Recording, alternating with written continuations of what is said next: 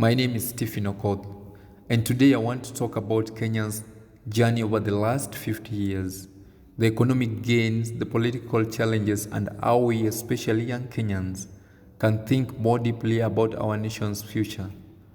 When we look at Kenya's economy over the decades, it is a story of both growth and volatility. Since independence in the early 1960s, Kenya has experienced a period of strong economic performance, with growth rates sometimes reaching above 7%, alongside challenging downturns. For example, in recent years, real GDP growth has hovered around 4% to 5%, showing steady expansion, but with occasional slowdown due to shocks like the global crisis in 2020.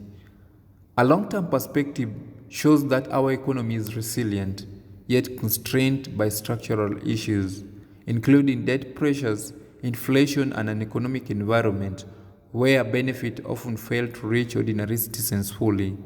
Politically, Kenya has had meaningful milestones, such as the introduction of multi-party politics in the early 1990s and the historic Constitution of 2010, which expanded civic rights and governance structures. These changes opened space for more inclusive political participation. However, some political events have also shown reversal effects. The contested election of 2007 to 2008 sparked violence and deepened societal divisions, leading to a coalition government and highlighting how electoral dispute can disrupt national unity. To say that progress has been straight and unbroken will ignore both the achievement and the setbacks. We witnessed economic growth and peace in certain eras, but we've also seen political tension, protest over issues like taxation and cost of living, and debate over governance and rights.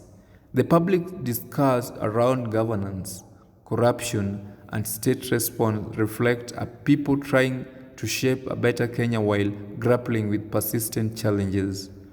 When people compare Kenya with Singapore, they point not just to GDP differences, but to institutional strength and corruption control. Singapore has more of the lowest corruption level in the world and strong governance frameworks, while Kenya still wrestles with high level of perceived corruption, which can undermine investor confidence and reduce public trust.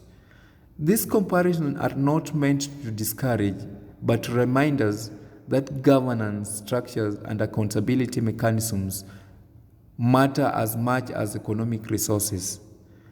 The trials and the triumph of our history should not leave us passive observers. Instead, they should motivate us to think politically, not just vote emotionally. Understand policy, not just slogan. Demand accountability, not just entertainment.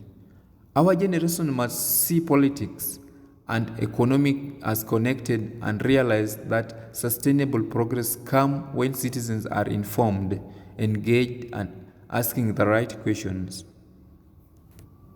Kenya's future is not determined by one person, one tribe, and one election. It is shaped by how we think, act, and engage as citizens. If we educate ourselves, participate in public life, and hold leadership accountable politely but firmly, we strengthen not only our economy but our democracy. Thank you.